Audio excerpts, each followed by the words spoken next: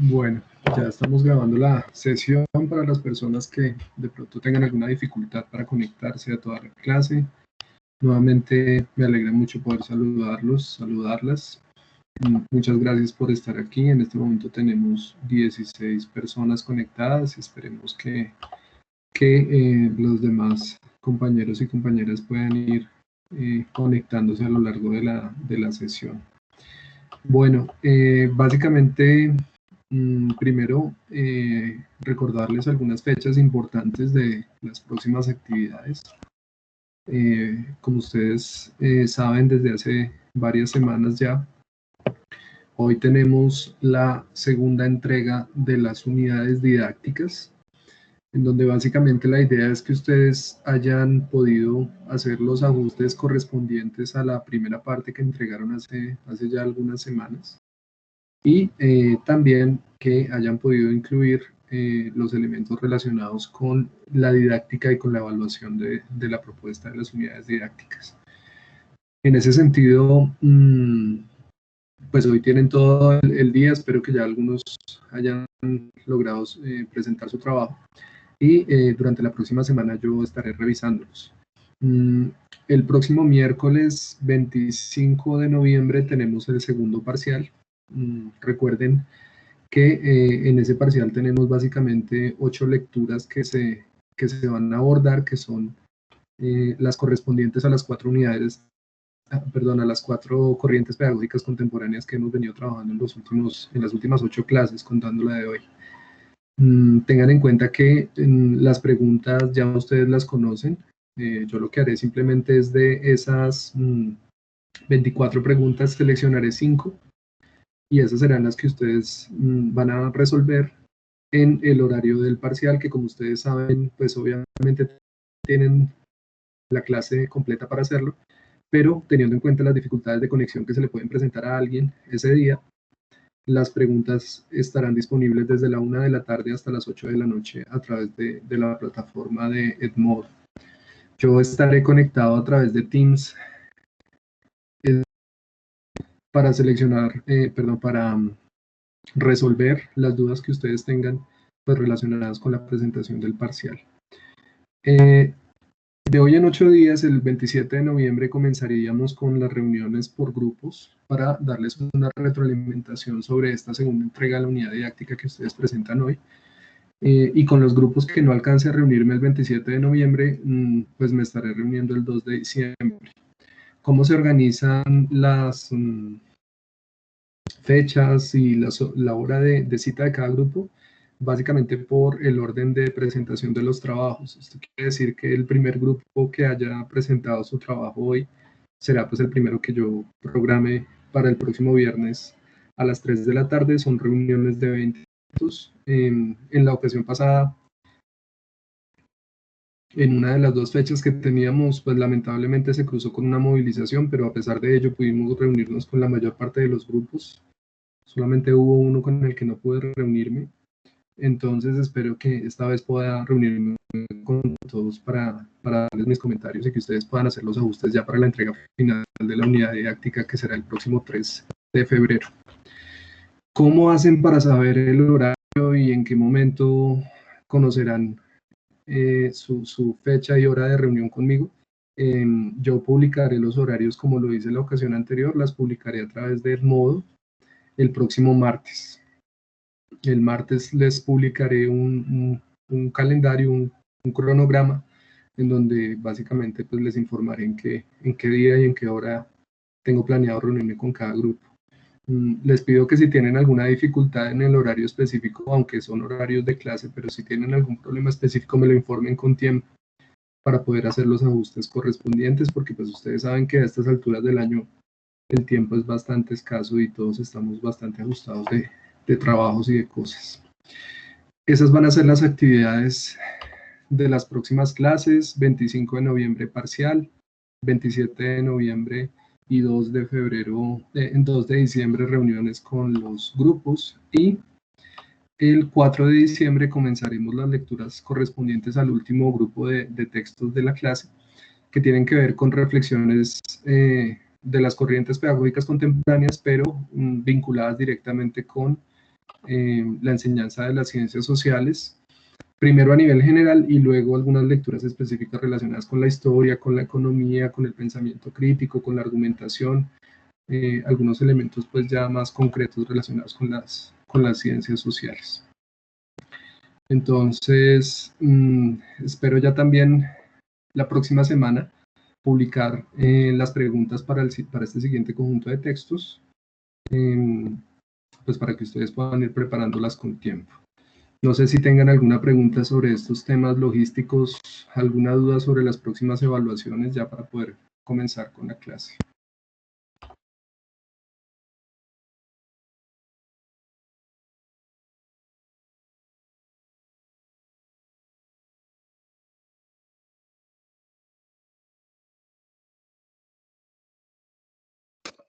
No, profe, por mi parte no, señor.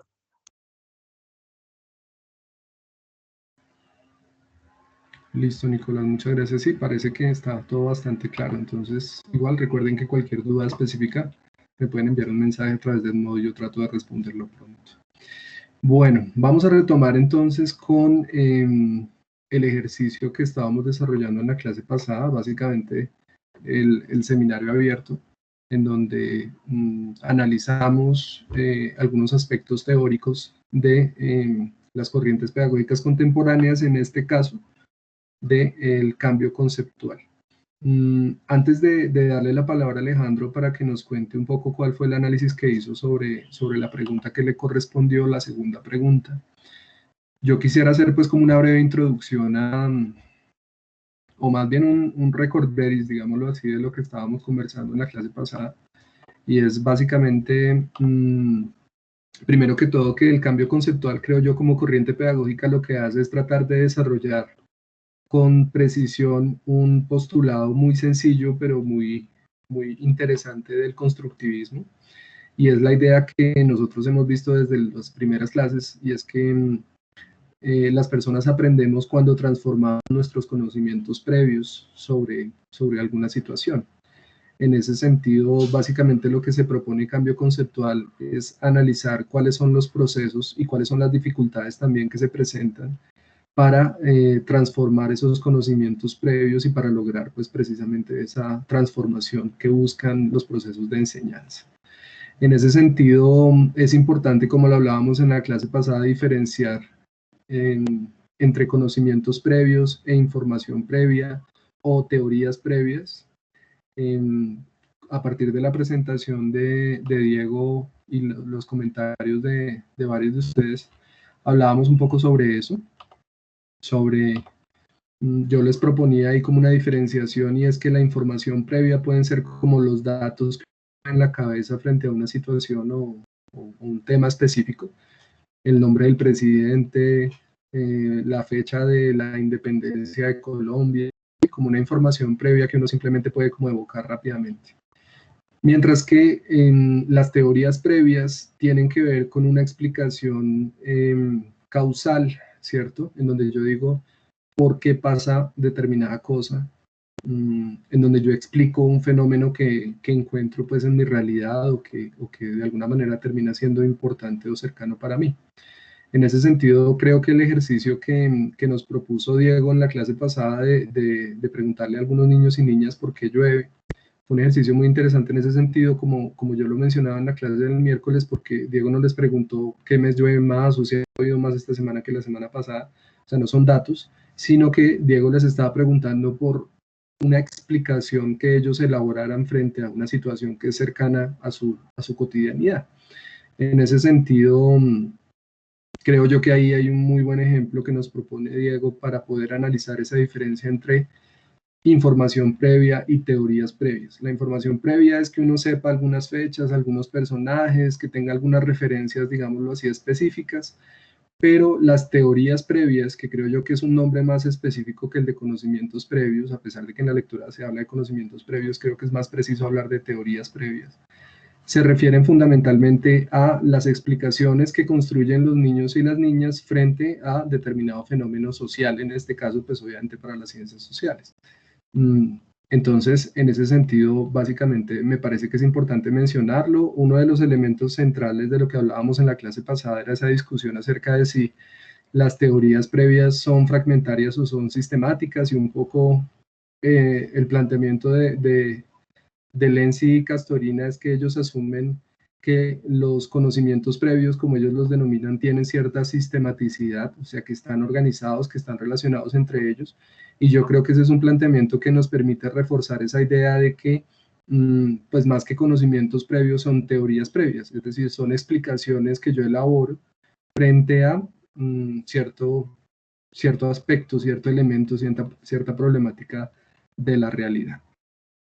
Entonces, teniendo en cuenta esa breve introducción, creo que podemos pasar a la presentación de Alejandro sobre la segunda pregunta, y es cómo construyen los y las estudiantes sus conocimientos previos. Entonces, en este caso, ¿cómo construirían estos niños y niñas sus teorías previas sobre un fenómeno específico? Entonces, lo escuchamos, Alejandro.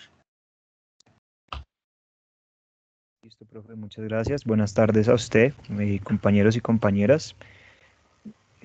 Tal como el profe lo dice, voy a tratar de explicarles, a elaborar un poco acerca de esta segunda pregunta, que es cómo los y las estudiantes construyen estos conocimientos previos. ¿Ya pueden visualizar mi pantalla, profe? Sí, sí. Listo.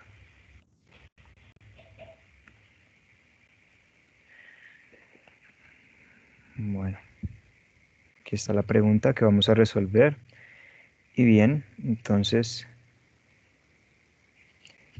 lo que los autores plantean en el texto es que estos conocimientos previos que los chicos y las chicas construyen son conceptos a los que ellos mismos les han atribuido un significado concreto a lo largo de su vida. Y eso vamos a poderlo evidenciar dependiendo la edad que ellos tengan, ¿no? El significado va a ir variando de acuerdo a las experiencias vividas por ellos y ellas mismas.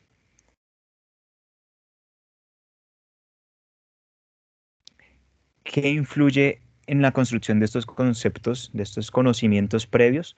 Los autores planteaban en específico estos 3 puntos que están aquí en pantalla, que son las doctrinas ideológicas, políticas, religiosas, que claramente en sí mismos contribuyen un significado que ellos mismos atribuyen a estos conceptos. Lo pedíamos la clase pasada con el compañero en esta pregunta de ¿por qué llueve? Ahí está evidenciado claramente el significado que ellos pueden darle a este suceso geográfico, este suceso natural, perdón, desde una perspectiva ideológica o religiosa, que a lo largo de su vida irá transformándose. También están los conceptos relacionados a la vida social. Los autores especifican que estos conceptos de la vida social y política son sumamente escasos en la mente de los y las estudiantes. Realmente, de hecho, puede ser evidenciado algunas veces en alguna práctica, en algún colegio o nosotros mismos cuando estábamos estudiando, los conceptos que algunos de nuestros compañeros o nosotros mismos teníamos acerca de la vida social y política eran realmente limitados. Eso también es planteado en el texto respecto a estos conceptos previos, porque esto va a ser clave en un ejercicio que van a desarrollar los autores más adelante relacionado a estos conceptos previos. Y finalmente también indican que, que estos conceptos previos son la apropiación de las respuestas dadas en sociedad, ¿no? Entonces eso también va a ir variando de acuerdo a la cultura, al contexto social en el cual están, ¿no? Es diferente, la cultura japonesa tiene un montón de teorías, de visiones de la vida totalmente distintas a Occidente. Entonces estos conceptos previos van a ir variando de acuerdo a las respuestas que les son dadas a los niños y niñas en la sociedad. El cómo se construyen estos conocimientos puede ser planteado desde esta perspectiva en que van a ser construidos de acuerdo a su vida familiar y a los procesos de socialización. Entonces nuevamente entra el que estos conceptos van a ir transformándose de acuerdo a los procesos de socialización que ellos y ellas van teniendo, ¿no? Primero, como lo plantea se me va en este momento el nombre de los autores que plantean esto de la socialización primaria, secundaria. Mm, no sé si el profe pudiese recordarme el nombre de los autores. Berger y Luckmann. Sí, sí, profe, ellos. Ujú. Entonces, Berger y Luckmann plantean exactamente eso, de esta socialización primaria, secundaria, terciaria, de los procesos de socialización, de la manera en la que interiorizamos el mundo, de las realidades, de que aunque cada individuo tiene una realidad, esto está sujeto a una gran realidad, una realidad colectiva. Entonces, estos conceptos de que los niños y niñas van a ir construyendo a lo largo de su vida, que van a ir convirtiéndose en conceptos previos porque ellos mismos van dándole significados, van a estar condicionados precisamente a su vida familiar y a estos procesos de socialización.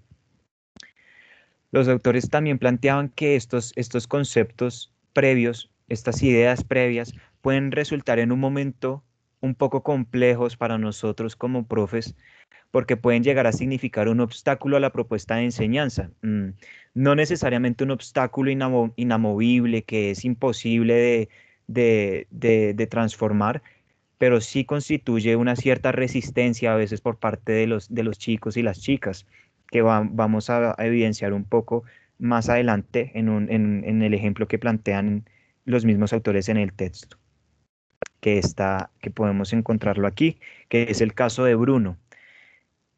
Bruno es un chico, puede que el nombre no esté precisamente relacionado a la realidad, pero Bruno es un estudiante al que los autores van a realizarle una serie de entrevistas en dos momentos, en el cual el objetivo es entender si pueden existir modificaciones en las nociones y los conocimientos previos por parte de los y las estudiantes. Entonces se le va a realizar dos entrevistas a Bruno en dos momentos. Uno antes de trabajar un tema de gobierno, encaminado al tema de la democracia, se tratará el tema del gobierno, del papel de la presidencia en los países, de los poderes, el poder legislativo, judicial, y él dará su opinión antes de lo que él cree de la labor que tienen estos tres poderes, de la labor del presidente, y luego posteriormente va a dar su respuesta después de que se haya tratado este tema en clase. Entonces, bien,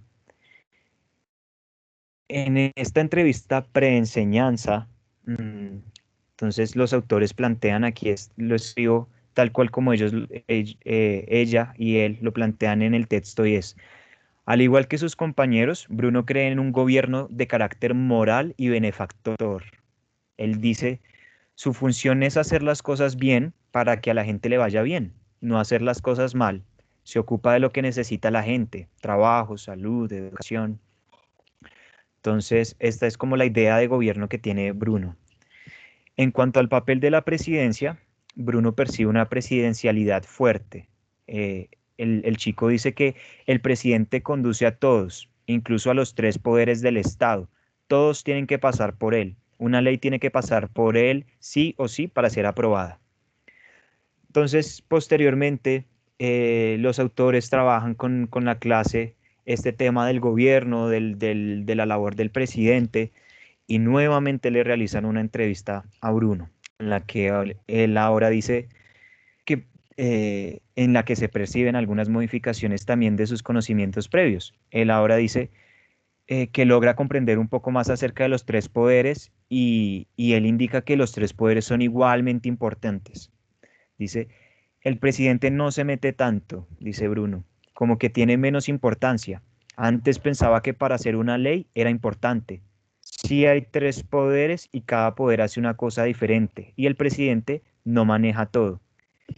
Mm, no pude ponerlo aquí en las diapositivas, pero los autores plantean en el texto que en realidad Bruno todavía tenía un problema con uno de sus conocimientos previos y era que en realidad, aunque ya entendía que el presidente no es un ente gobernador de absolutamente todos los poderes, que de hecho eso sería anticonstitucional, Bruno mantenía todavía un concepto previo relacionado a estos tres poderes, se le dificultaba un poco, aún no podía entender que el carácter del gobierno no es meramente benefactor.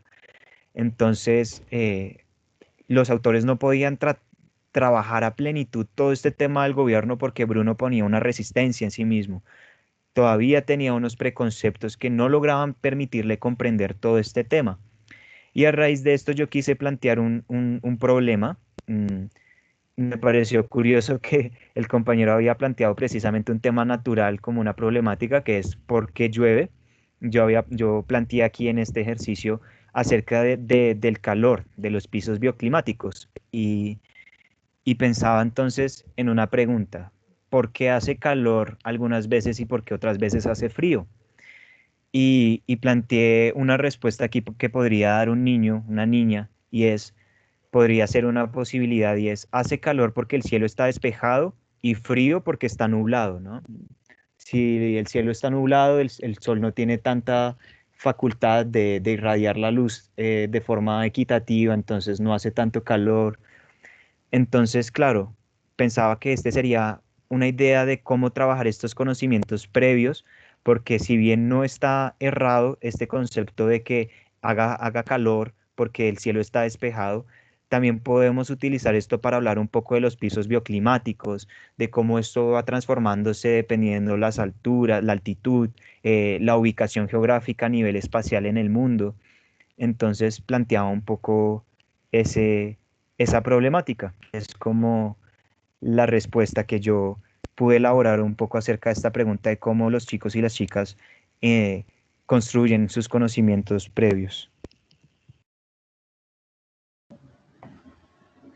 Bueno, muchas gracias Alejandro. Yo creo que ha sido una explicación bastante clara y me parece interesante el ejercicio que usted propone, aunque también me parece interesante que tanto usted como Diego como que les resultó más cercano la posibilidad de proponer ejercicios relacionados con la geografía y particularmente como con la geografía física o climática, ¿cierto?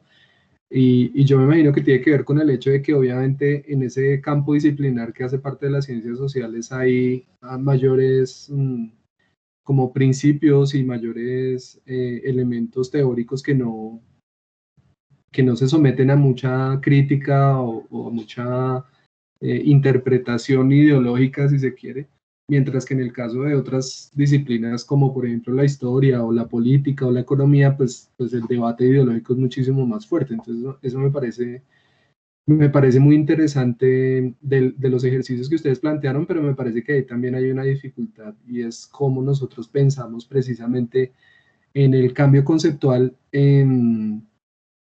en situaciones que son mucho menos unívocas y en donde las interpretaciones teóricas no son únicas, sino que todavía hay un debate en torno, pues, por ejemplo, al funcionamiento de la democracia, al equilibrio de poderes públicos o ese tipo de cosas, pues, como relacionados con otras disciplinas. Yo quisiera ahí hacerle una pregunta a Alejandro. Me parece que usted lo menciona dentro de su presentación, pero creo que podemos analizarlo con mayor detalle y es conocimientos previos pueden ser un obstáculo para los procesos de aprendizaje. Entonces, me gustaría que analizáramos particularmente en el caso que ellos proponen de la comprensión que tienen los niños y las niñas sobre el funcionamiento del gobierno y del Estado. Me gustaría que usted nos explicara por qué sus teorías previas, por qué esos conocimientos previos de los niños y las niñas como el de Bruno que usted explicaba, por qué pueden ser una dificultad o un obstáculo y qué implicaciones tienen esos conocimientos previos para la comprensión de las ciencias sociales, ¿sí? Entonces, me gustaría ahí como que pensáramos un poco en esa pregunta.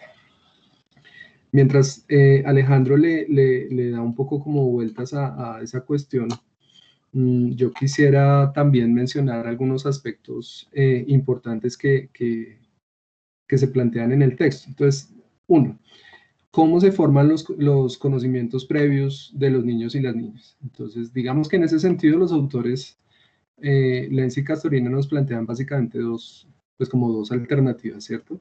Usted puede formar sus conocimientos previos frente a un fenómeno porque usted interactúe directamente con él, ¿cierto? Entonces, si pues por ejemplo, en el caso del clima que mencionaba Diego también, pues, ¿no? Si usted ve al cielo, si usted está pendiente, pues, como de las condiciones atmosféricas durante los días y las noches, pues seguramente ahí tiene como una fuente, pues como para elaborar una hipótesis sobre por qué llueve, o por qué hace sol, o cuáles son las características del territorio. Ahora, ¿qué pasa con los temas relacionados con las ciencias sociales en el que los niños y las niñas no tienen interacción directa? Y entonces, particularmente ahí, el problema que escogen Lenz y Castorina es uno de esos, ¿no? Porque pues los niños y las niñas no tienen una interacción directa con el funcionamiento del gobierno, ¿cierto? Ellos lo escuchan como de segunda mano por conversaciones en las que ellos no participan muchas veces directamente, sino que escuchan de pronto a sus papás y a sus mamás, a sus familiares hablando del tema, o escuchan de pronto algunos medios de comunicación, ¿no? Que hablan sobre el tema, pero no es algo que haga parte de su experiencia cotidiana. Entonces, en ese sentido, lo que plantea Lenz y Castorina es que para esos problemas que no están directamente relacionados con el contexto de los niños y las niñas, las representaciones sociales son un elemento fundamental, ¿cierto? Entonces, eso significa que los medios de comunicación, la formación política de los papás y las mamás, desempeñan un papel muy importante en la configuración de esas teorías previas, en este caso sobre el funcionamiento del gobierno. Y en ese sentido, pues esa sería una fuente importante para la construcción de esas teorías previas. Y en ese sentido, pues obviamente, un poco como para adelantar la respuesta de Alejandro, eso quiere decir que si la escuela no influye directamente en esas representaciones previas, en este caso sobre el funcionamiento del gobierno, pues básicamente el conocimiento o las teorías que van a tener los niños y las niñas sobre el funcionamiento de la democracia van a estar basadas en los medios de comunicación hegemónicos o en la formación política que tengan sus padres, ¿cierto? Y yo pienso que pues eso es un problema que para nosotros como profesores, para ustedes como futuros profesores y profesoras de ciencias sociales, pues debe ser motivo de preocupación, ¿no? Que de alguna manera, más allá de la formación histórica o más allá de la formación en ciertos conocimientos específicos, el hecho de que los niños y las niñas adquieran una comprensión más elaborada sobre el mundo en el que viven, pues es uno de los objetivos más importantes de las ciencias sociales. Entonces, en ese sentido, sí, durante 4 o 5 años de educación básica secundaria, por no hablar de la primaria, los niños y las niñas siguen construyendo sus teorías políticas a partir de la información de los medios de comunicación y de sus padres. Pues eso significa que la escuela, yo diría, no está cumpliendo con el objetivo que debería buscar, y es de alguna forma cualificar el conocimiento y la acción relacionada con la participación política y la ciudadanía, ¿cierto? Entonces, creo yo que ese es un aspecto importante y precisamente fue una de las razones por las cuales seleccioné este texto. Pero entonces, quisiera volver ahí con Alejandro para retomar entonces la pregunta que le planteaba, ¿cierto? Y es particularmente en este caso de ese tipo de conocimientos o de situaciones o de problemáticas con las que los niños y las niñas no interactúan directamente. ¿Por qué los conocimientos previos que tengan representan una dificultad para el proceso de enseñanza y aprendizaje de las ciencias sociales? No sé, Alejandro, si nos quiera comentarlo, su análisis sobre esa pregunta. Sí, profe, bueno, pues cuando usted me planteaba la pregunta pensé un poco, por ejemplo, Bruno planteaba al principio que él tiene una imagen del gobierno como un ente benefactor, ¿no? Como que busca el bien común, trata de que no falte nada. Y en ese caso, este conocimiento previo, por ejemplo, cuando tratamos de abordar las dictaduras, llámese en Europa el Tercer Reich o en España con Franco, sería un poco complicado, pienso yo, porque claro, entra para él un choque, porque el gobierno en este caso no es benefactor, porque el presidente no está haciendo nada para que el gobierno sea benefactor. Entonces creo que podría significar un choque y un poco complicado para él, por ejemplo, lograr entender eso, de esos problemas constitucionales. No sé.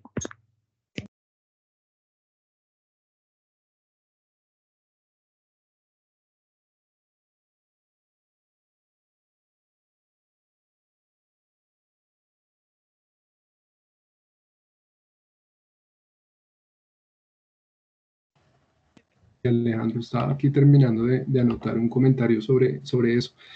Claro, o sea, un aspecto importante es el que usted menciona. Entonces, si el niño o la niña, en este caso Bruno, piensa que el Estado es simplemente un organismo benefactor, ¿cierto? Como una representación del padre, ¿no? Recuerden ustedes ahí el análisis de Foucault, por ejemplo, sobre el parricidio y la relación entre parricidio y regicidio, ¿no? Como que la idea de matar al rey era como matar al padre. Entonces, en ese sentido, como que el niño se imagina que el presidente es como el papá de la nación y que actúa siempre buscando el beneficio de todos, etcétera. Pues si él tiene esa teoría, obviamente, como dice Alejandro, cuando se enfrente a otro tipo de situaciones históricas en donde el Estado no ha sido, digamos, como benefactor de la ciudadanía, sino más bien un victimario de la ciudadanía, pues no va a poder comprender ese tipo de situaciones. Entonces, eso me parece un elemento importante, pero yo iría hacia otro aspecto también, Alejandro, ahí relacionado con lo que usted dice, y es, si los niños tienen esa explicación personalista sobre el funcionamiento del gobierno, pues eso también tiene implicaciones políticas en términos de su futuro, ¿cierto? Porque cuando busquen o tomen una decisión electoral, ¿cierto? O para apoyar a determinado candidato político o asumir una posición política determinada, pues su análisis frente a las implicaciones políticas va a ser muy superficial, simplemente va a ser como buscando a ver quién es el bueno o alejarse del malo, ¿cierto? Y esas explicaciones como maniqueas que muchas veces se dan en la política. Ustedes seguramente son muy jóvenes para recordarlo, pero yo sí me acuerdo en la primera presidencia de Uribe, esa representación fue bastante fuerte, pues obviamente agenciada también por los medios de comunicación, ¿no? Entonces Uribe era como el papá bravo que había llegado como a organizar la nación y a acabar pues como con la guerrilla y a ordenar todo esto y de alguna manera ahí hay una relación que afortunadamente se está quebrando ya,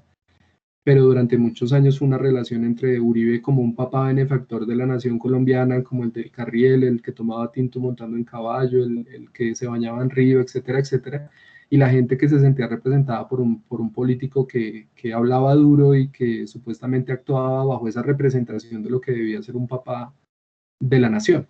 Entonces, en ese sentido, el punto es que esas teorías sociales, y aquí estamos hablando de temas políticos, pero podríamos también hablar de temas económicos, como por ejemplo el hecho de que los niños y las niñas piensen que si una persona no trabaja no tiene derecho a recibir ningún ingreso, por ejemplo, ¿sí?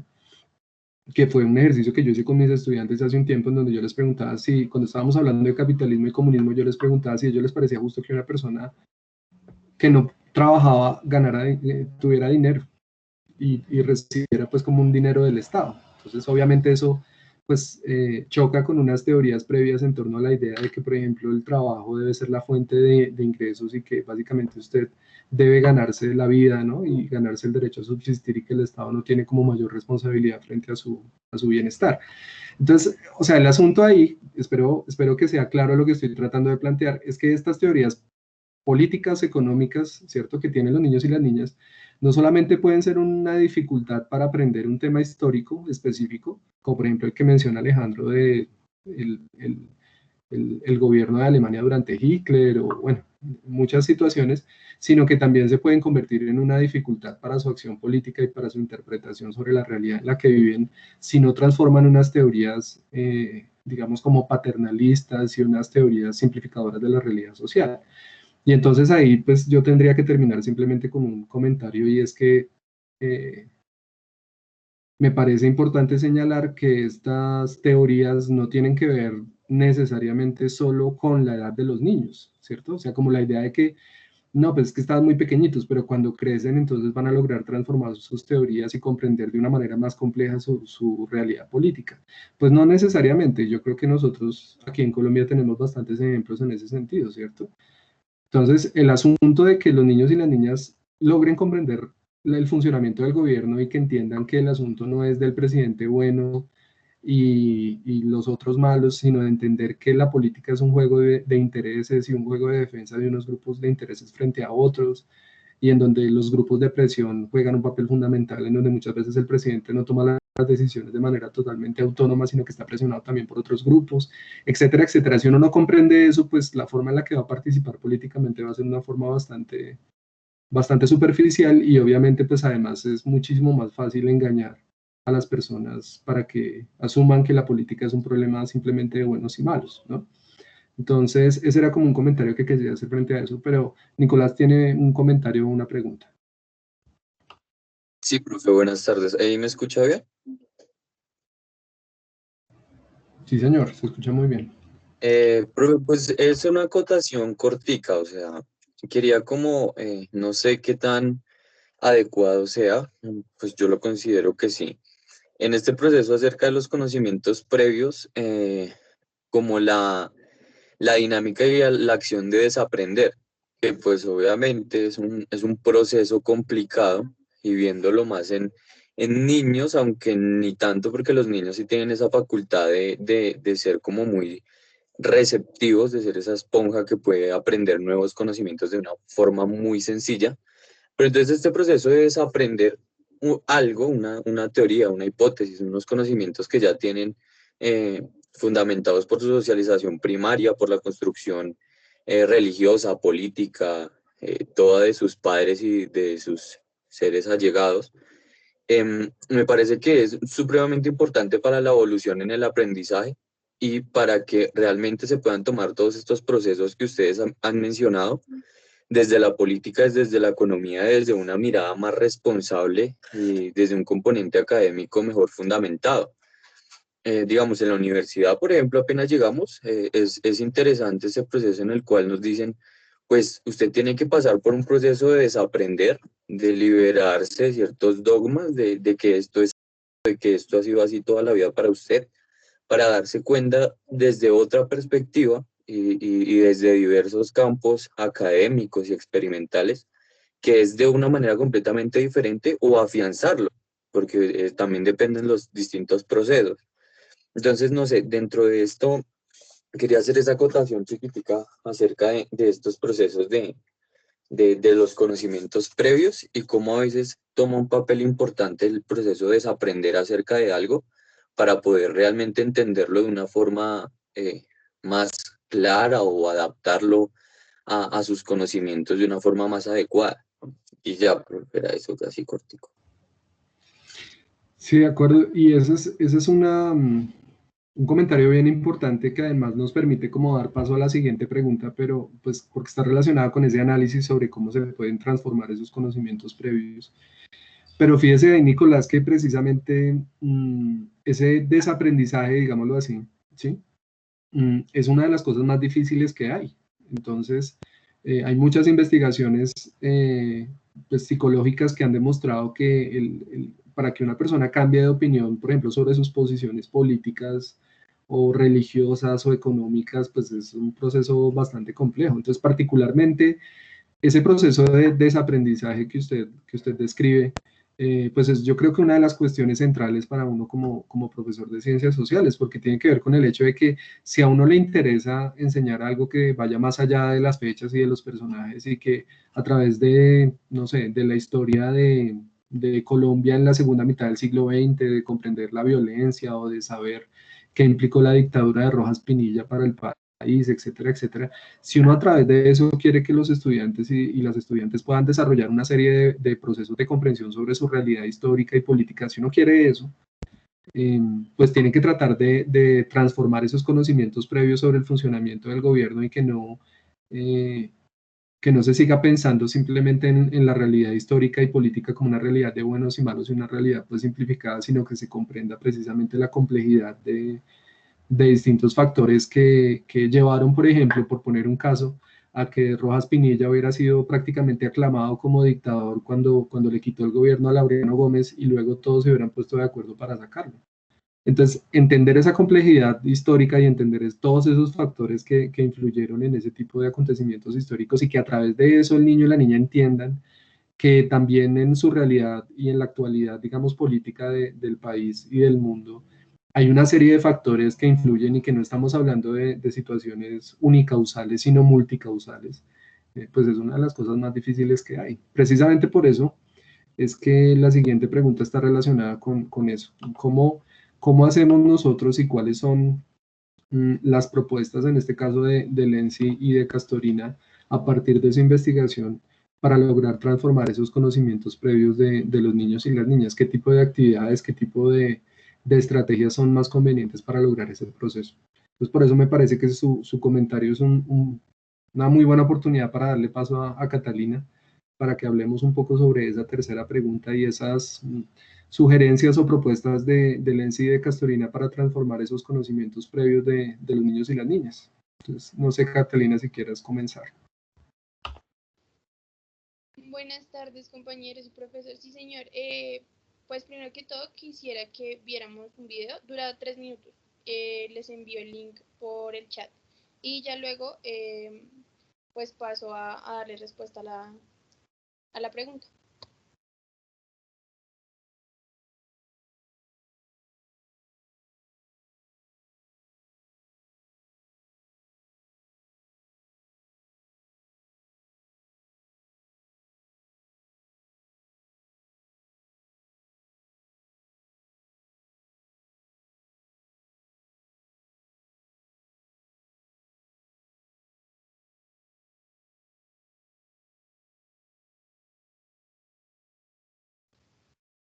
Listo, ya el link está en el chat.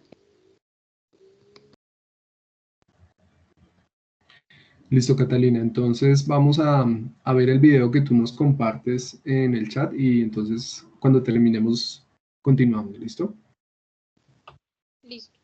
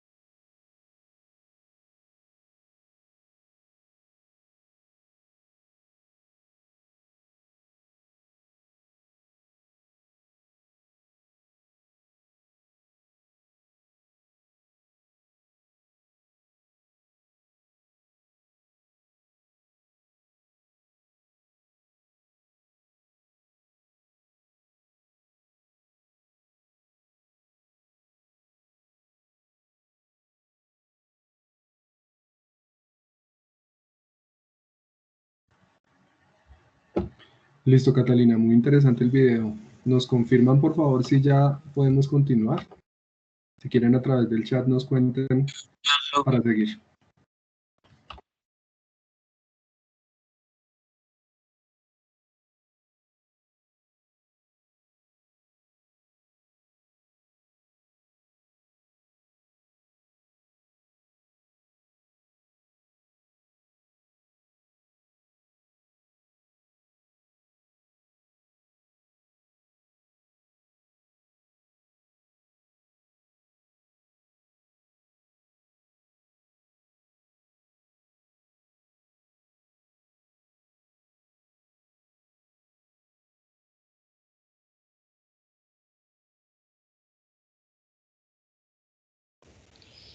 Bueno, ¿les parece bien si comienzo?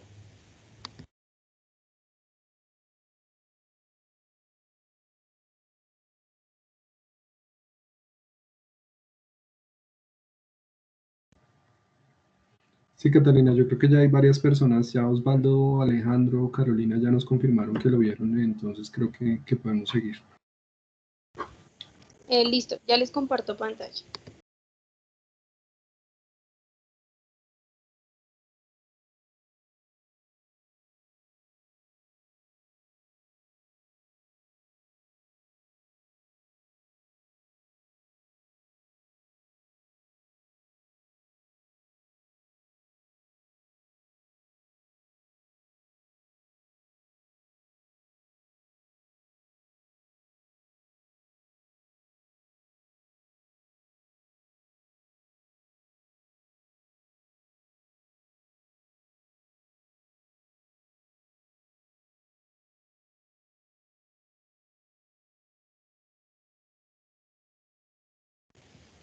Ahí están viendo la pantalla.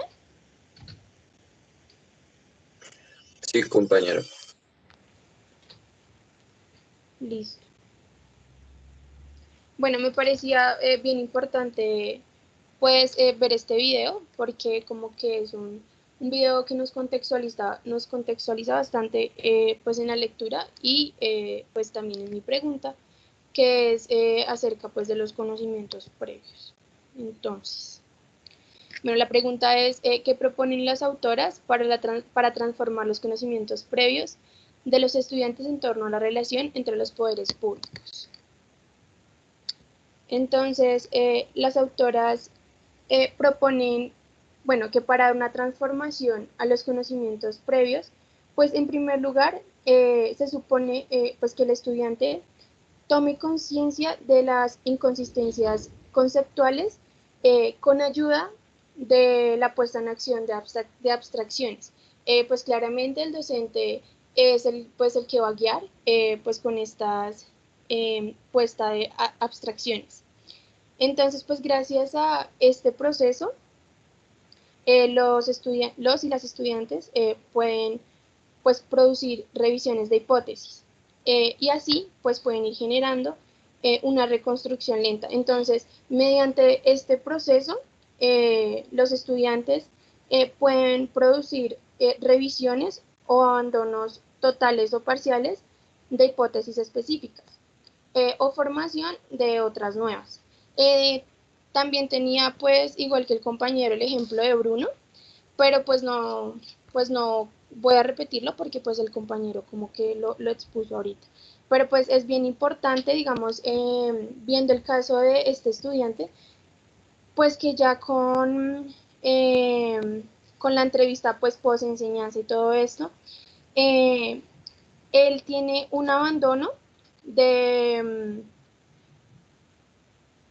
de un conocimiento pues que tenía, ¿no? Entonces abandona lo de el conocimiento presidencialista fuerte y asume otro, ¿sí? Que, que es el de la importancia de los poderes, como lo habíamos visto pues anteriormente, que ya como que tiene una concepción más amplia de lo que es gobierno y ya no simplemente dice pues que el presidente es como la persona que maneja todo y que hay personas que le ayudan, sino que él ve que hay pues los tres poderes, ¿sí? que tienen como un poquito más de relevancia. Bueno, entonces, pues gracias a estas hipótesis que él abandona, ¿sí? O asume, entonces él puede ir generando una construcción de categoría social, ¿sí? Entonces, pues por otra parte, dejando pues claro que las interacciones sociales y el significado dentro y fuera de clases es muy importante dentro de la práctica educativa, pues a la que más adelante claramente ayudará en el cambio conceptual. Ahora sí, para enfocarnos en la transformación de los conocimientos previos en torno a los poderes públicos, pues desde la mirada de las autoras se considera como punto de partida los conocimientos previos para la aplicación del cambio conceptual. Entonces es muy fundamental que estos conocimientos previos se desarrollen en la primera etapa de la investigación. Entonces, pues ahora bien, proponen en una primera instancia que la toma de contenidos disciplinares deben tener una relación con los conocimientos previos de los estudiantes, ¿sí? Entonces, en este caso, pues el texto ponía dos ejemplos bien claros, ¿sí? Que, pues de acuerdo a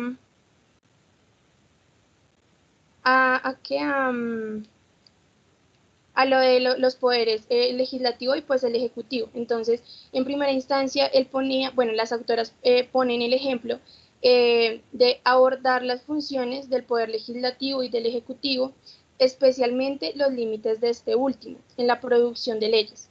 A partir de sus contenidos, la hipótesis fuertemente presidencialista del gobierno propia de los alumnos, que incluye el poder de decisión final para aprobar o no una ley, podría llegar a ser revisada, entre otras situaciones. Se analiza el proceso de producción de leyes del Poder Legislativo que se realiza con la autonomía del Ejecutivo. Y el otro es pues considerar las relaciones entre el gobierno y la sociedad en cuanto a su regulación de la vida social, pública y privada. Pues para ello se ha propuesto el análisis de situaciones sociales, problemáticas de la vida cotidiana y su resolución mediante leyes promulgadas por el gobierno. En ella se analiza la intermediación específica de cada uno de los tres poderes.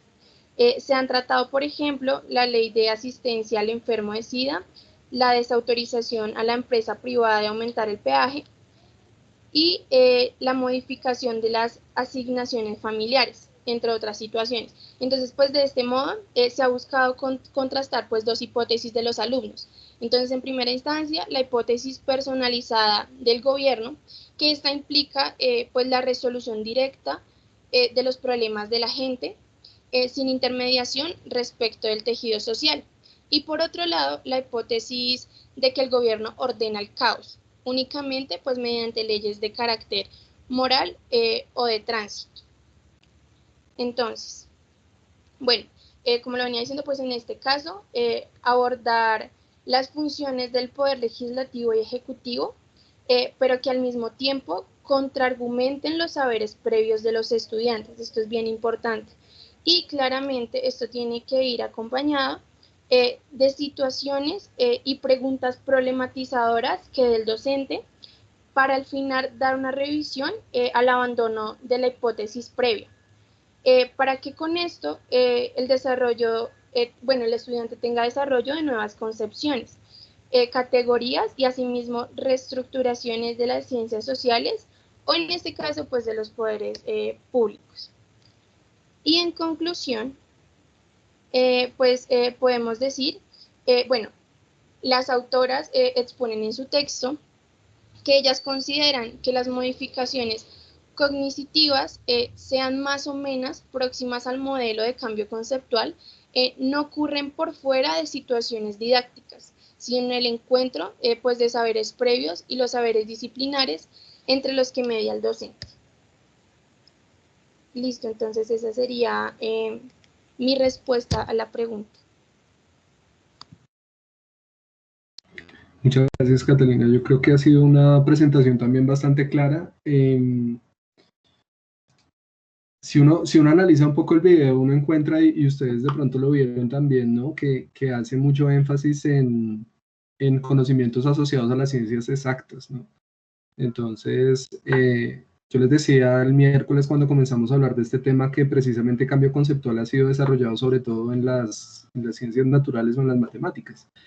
Pero me parece que para nosotros en las ciencias sociales representa una corriente pedagógica interesante, pero también con unos desafíos particulares, precisamente porque, como decía ahorita, estamos hablando de teorías sociales que no tienen un único significado, sino que son, digamos, como parte de la discusión, ¿no? De la discusión sobre el funcionamiento del Estado, el funcionamiento de la economía, digamos que no hay explicaciones tan estables como en el caso de las ciencias naturales y tan, digamos, desprendidas de los posicionamientos ideológicos.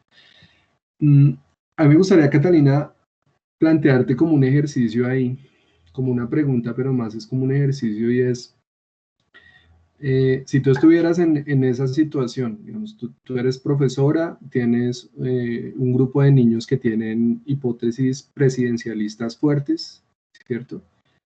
Tú estás tratando de explicarles a ellos el funcionamiento del Estado y de alguna manera tú encuentras que dentro de sus conocimientos previos ellos hacen mucho énfasis en la labor del presidente y no comprenden la importancia de los otros poderes públicos, del poder legislativo o del poder judicial.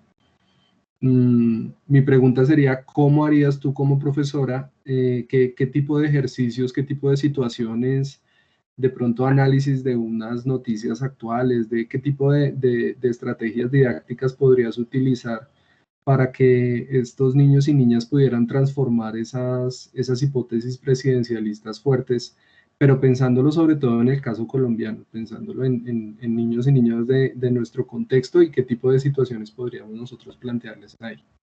Entonces me gustaría que analizaras un poco esa pregunta y creo yo que es como el paso también para el ejercicio que vamos a hacer a continuación. Realmente yo creo que Catalina ha hecho una explicación bastante completa sobre esa tercera pregunta. Yo creo que voy a pasar un poco también a abordar las preguntas de la lectura que teníamos para el día de hoy, que están muy relacionadas. Entonces, si se quiere, pues como una síntesis de esa tercera pregunta, de ese capítulo de Lenzi y Castorina, ¿cómo hacemos para transformar y cómo hacemos para cambiar esos conocimientos previos que tengan los niños y las niñas sobre lo que, en este caso, sobre el funcionamiento del gobierno? Básicamente la propuesta de los autores es, pues, a partir de problemas, ¿cierto? A partir de problemas específicos que estén relacionados con lo que ellos ven en las noticias, con lo que de pronto está cercano a lo que conocen de su cotidianidad, y en ese sentido, pues, retomar precisamente ese análisis. Yo diría que un elemento muy importante es el hecho de que precisamente el profesor o la profesora se restrinja mucho de dar la respuesta y lo que trate de hacer es sobre todo como una explicación más bien como la presentación del problema, ¿sí? En donde los niños y las niñas tengan que construir soluciones frente a ese problema y en donde el papel del profesor o la profesora sea más bien como criticar las soluciones, plantearles preguntas, como llevarlos a que ellos mismos a partir de la respuesta que van construyendo frente a la pregunta vayan complejizando sus propios conocimientos previos, ¿sí? Entonces creo que ese es un poco como el elemento central ahí. Yo, bueno, hace unos años hice esta presentación que es como una síntesis de algunos elementos de cambio conceptual. No voy a presentarla toda, pero de todas maneras, si están interesados o interesadas, queda ahí cargada en el archivo del grupo. Pero voy a utilizarla para hablar también de la siguiente lectura, de la lectura de Heisenberg, que también está muy relacionada con el tema de cambio conceptual. Entonces, ¿cuáles son algunas recomendaciones que nos plantean acá para desarrollar el cambio conceptual? Entonces, la primera, pues que hay que evitar preguntas y tareas que lleven hacia la reproducción de respuestas. Y yo creo que eso está relacionado con lo que Catalina nos compartía en el video, y es pues que si uno pregunta por datos, si uno pregunta como por elementos memorísticos, pues obviamente esa es la respuesta que va a generar. Si uno quiere indagar por los conocimientos o las teorías que tienen los niños y las niñas frente a algo, pues hay que abordar problemas, hay que abordar situaciones problemáticas que impliquen que los niños y las niñas construyan una respuesta frente al problema. En ese sentido, yo les recomiendo que las ucronías o las distopías son una buena herramienta para analizar ese tipo de cosas, ¿no? Incluso en los cómics, digamos como lenguajes más cercanos de pronto a la edad de los adolescentes, encuentran ustedes, no sé, como cómics en donde se han imaginado qué hubiera pasado si los nazis hubieran ganado la Segunda Guerra Mundial, qué hubiera pasado si tal personaje estuviera vivo, etcétera, etcétera. Y eso es un elemento interesante porque permite precisamente que los niños y las niñas tengan que construir a partir de la imaginación y el conocimiento y no simplemente a través de la memoria. Entonces, una primera recomendación es la idea de no plantear preguntas y tareas que impliquen la reproducción de conocimientos, sino más bien procesos de construcción. En ese sentido, la recomendación de los autores es que precisamente las preguntas que uno plantee no tengan la respuesta ahí concretamente en los textos. Obviamente, pues eso depende también de los niveles de comprensión. Digamos que pues esto tiene que ser también un proceso de anclaje. Si uno ve grupos que tienen dificultades en la comprensión de ciertos elementos abstractos, pues puede mezclar, yo diría, preguntas más específicas con preguntas más complejas y más generales, como para que se vayan sintiendo más en confianza y a partir de ahí puedan ir construyendo más hipótesis frente al tema. Plantear en la evaluación situaciones o tareas nuevas, ¿no? Entonces la idea es que no simplemente yo les doy un texto y entonces les pregunto sobre el texto, o les pongo un video y les pregunto sobre el video, sino que como estamos pensando en problemas y estamos pensando en hipótesis, entonces yo puedo plantearle otras situaciones diferentes que hagan que el niño o la niña tenga que ir probando constantemente sus teorías frente al problema. Otra recomendación que se plantea acá es que la evaluación de conocimientos previos sea, pues generalmente se plantea que sea al comienzo de las sesiones, pero como ustedes lo vieron en el texto de Heisenberg, también se recomienda que no sea una labor simplemente como de que yo llego y la primera clase como, no sé, como parte de una rutina, entonces les pregunto qué saben ellos sobre este tema, sino que esa evaluación de los conocimientos previos tiene que ser algo precisamente constante. Aquí me voy a devolver a otro elemento que tengo por acá, y es cuando Heisenberg precisamente habla de que la indagación de conocimientos previos no puede asumirse como un problema, digamos, como temporal o cronológico, sino como un problema lógico. ¿Qué significa eso? Que los conocimientos previos, o sea, no es suficiente con que el profesor o la profesora les pregunte, bueno, ustedes, ¿quién creen que tiene más poder, el presidente o el Congreso? Entonces, no, pues el presidente. No, pues yo le digo como profesor que no, que es el Congreso, sigamos. No, o sea, ese conocimiento previo y esas teorías que tienen los niños y las niñas frente a esa situación, pues tienen que ser indagadas constantemente, porque si no, uno como profesor no se da cuenta si realmente han transformado su manera de pensar o no. Y ese es un elemento particularmente delicado en el caso de las ciencias sociales, porque pues finalmente lo que puede terminar pasando es que el niño o la niña simplemente repite lo que el profesor quiere que le digan, como para pasar la materia, pero no transformó su teoría previa sobre el funcionamiento del gobierno, sino que simplemente está como repitiendo información. Entonces, ese es un elemento complejo que está relacionado con esa indagación de conocimientos previos. Valorar las ideas personales de los alumnos, promoviendo el uso espontáneo de su terminología. Entonces, si uno está preguntándoles a ellos qué piensan, pues no puede estar como juzgando por el tipo de lenguaje que utilizan, sino que debe pues, permitir que se expresen a partir de su propio lenguaje y obviamente ir llevándolos a que adquieran otro tipo de conceptos o de términos que les permitan expresarse de una manera, pues, digamos, más compleja. Pero pues obviamente ellos deben tener también la tranquilidad de poder hablar y preguntar y expresarse con naturalidad y no estar como preocupados porque el profesor no, pues como que los va a reprochar por el lenguaje que utiliza.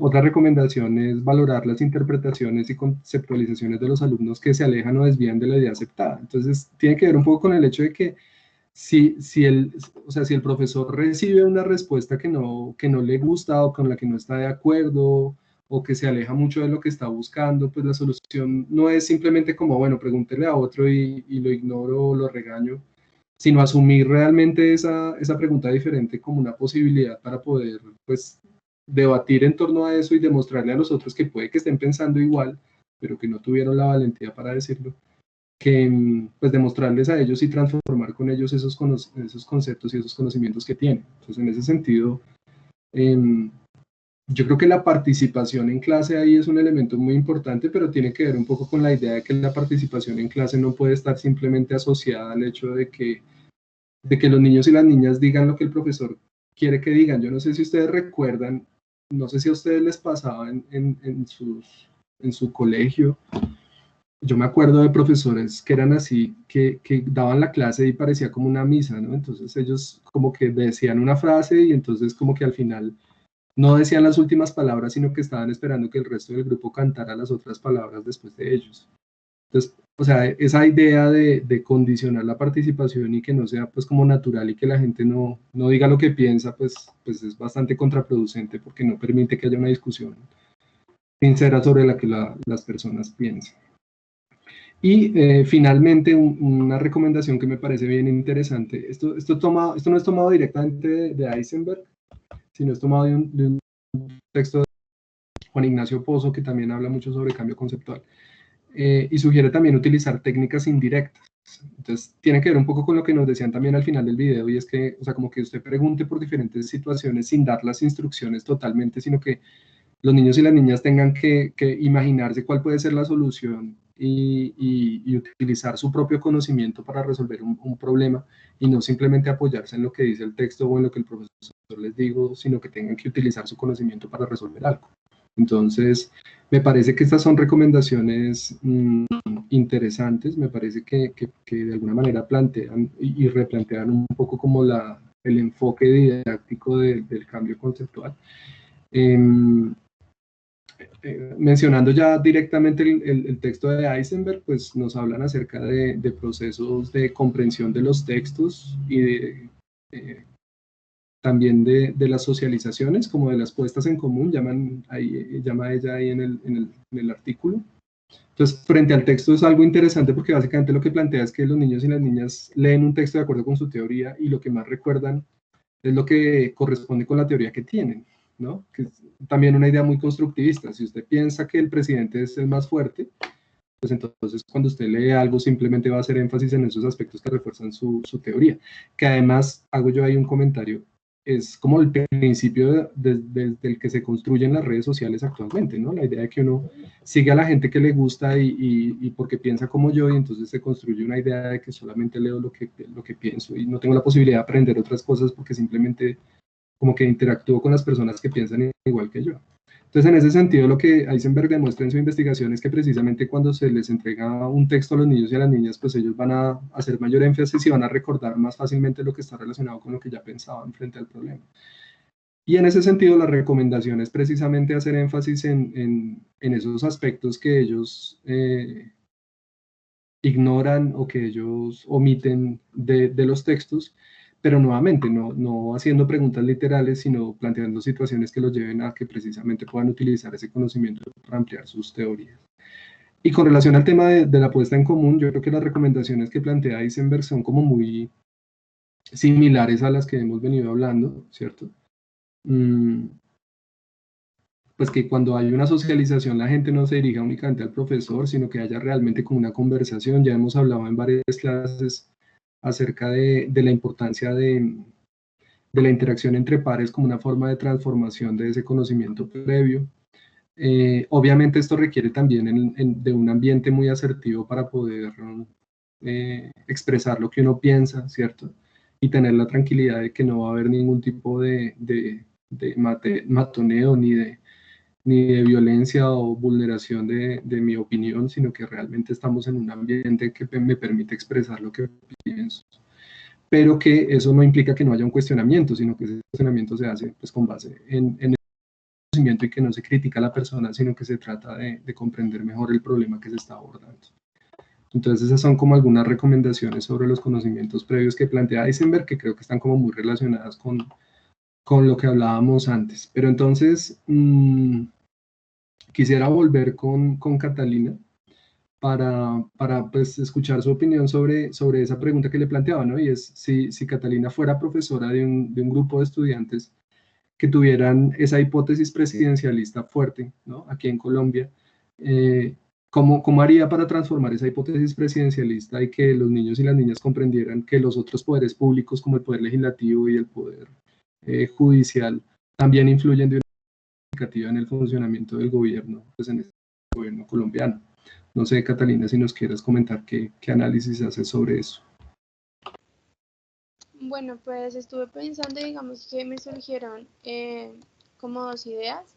Digamos que la primera es como, bueno, en el aula de clase, decirle a los niños que para la próxima clase vamos a traer todos una noticia, ¿sí? Política, o entre todos escogemos una noticia, ¿sí? En conjunto para sentarnos y charlarla en clase, ¿sí? O la otra que tenía era un artículo de la Constitución, llevarlo a clase y entre todos charlarlo y empezar a observar cómo está constituido el sistema político, ¿sí? Para entrar en un choque entre sus conocimientos previos para hacer un cambio conceptual, para ir avanzando en un cambio conceptual, para que ellos vayan entendiendo que no hay un sistema político centralizado, ¿sí? Que no es simplemente el presidente el que maneja todo, sino que hay un sistema democrático, un sistema constituido. Entonces, no sé, pues eso era lo que estaba como pensando.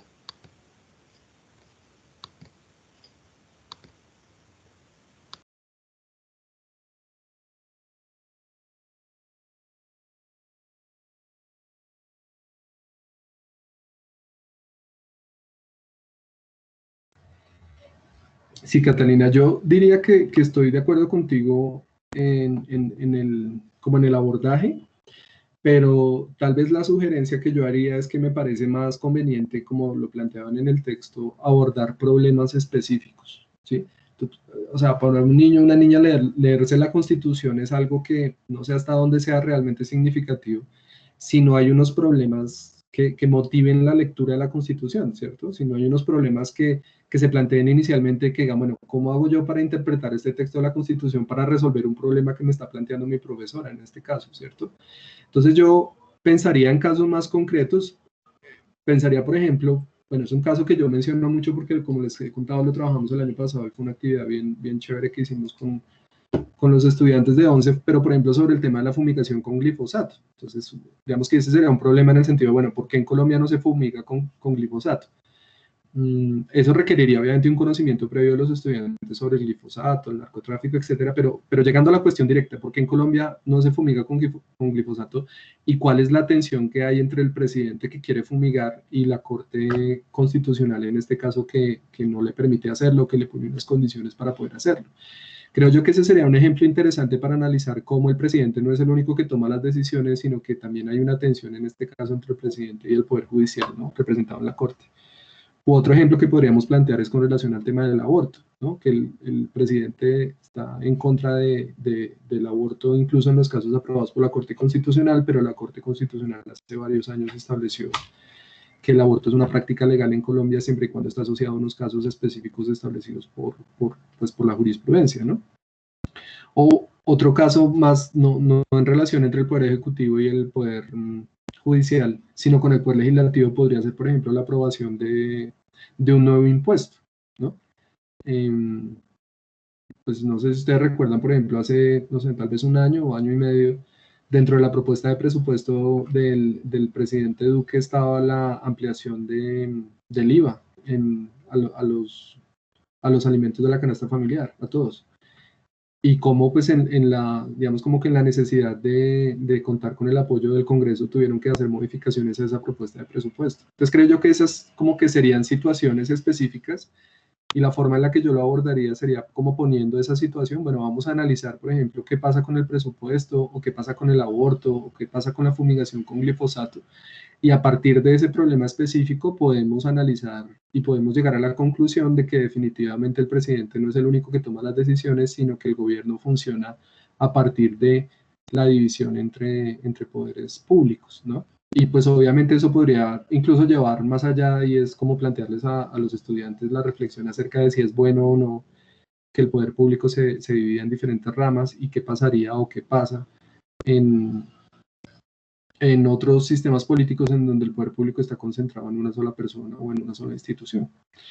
Bueno, muchas gracias Catalina. No sé si ustedes quieran como plantear alguna pregunta, si tengan algún comentario ya como para terminar esta explicación y pasar a la parte como del ejercicio. Yo he abordado ya también como transversalmente las otras preguntas que teníamos para la lectura de hoy, pero no sé si ustedes quieran como hacer alguna pregunta o un comentario antes de pasar al ejercicio como tal.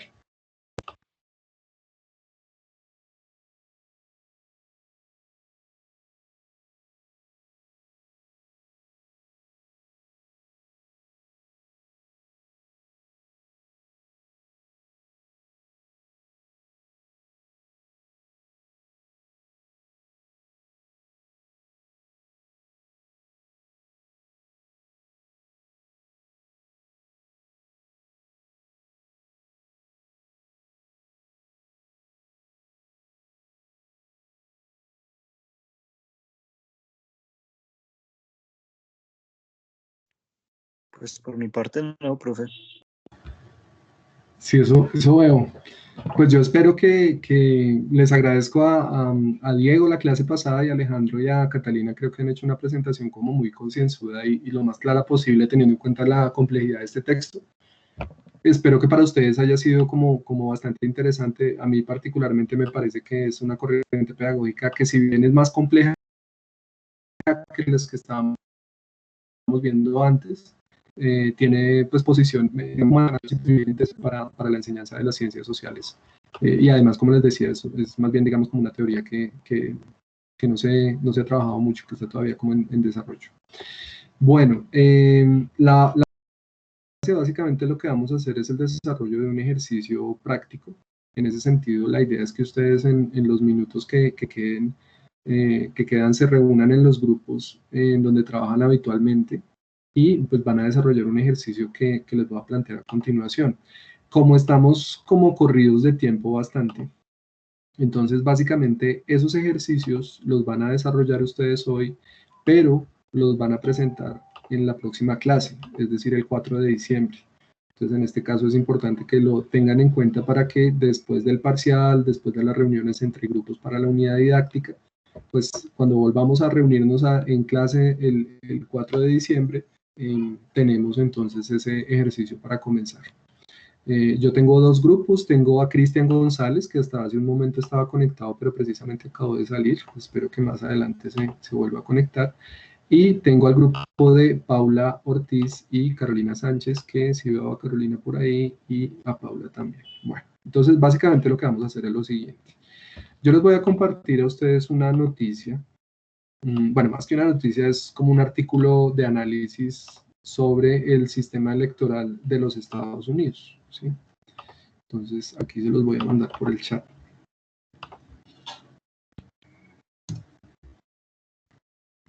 Listo.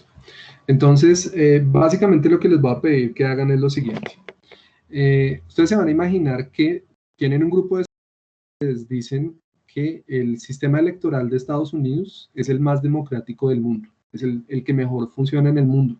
¿Por qué? Pues porque Estados Unidos es el país más poderoso del mundo, porque es la economía más grande del mundo, entonces su sistema democrático es el mejor y funciona pues súper bien, ¿sí? Entonces ustedes lo que quieren como profesores y profesoras es transformar esa teoría previa que tienen los estudiantes y demostrarles que a pesar de que Estados Unidos es uno de los países o el país más poderoso del mundo, su sistema electoral tiene bastantes problemas, ¿sí? Entonces lo que van a hacer es básicamente leer este artículo de análisis que yo les acabo de compartir por el chat y luego van a elaborar una propuesta, cómo harían ustedes para transformar esa teoría previa con sus estudiantes, qué tipo de actividades, qué tipo de ejercicios les propondrían a partir de la información que está en el texto para que ellos pudieran transformar su teoría sobre el sistema electoral de los Estados Unidos. Entonces, básicamente les repito, ustedes tienen un grupo de estudiantes que tienen una teoría previa y es que el sistema electoral de los Estados Unidos es el más democrático del mundo, es el que funciona mejor, es el más perfecto, y ustedes quieren que ellos transformen esa teoría y comprendan que el sistema electoral de los Estados Unidos tiene bastantes dificultades.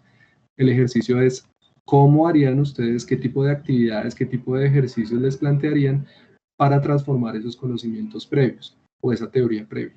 Y para que tengan una referencia teórica, les comparto este artículo de un portal que además les recomiendo mucho, que se llama Razón Pública, en donde un politólogo hace un análisis sobre los problemas que tiene el sistema electoral de los Estados Unidos. Entonces, una información teórica que les puede servir como referencia. No sé si tengan alguna pregunta sobre el ejercicio.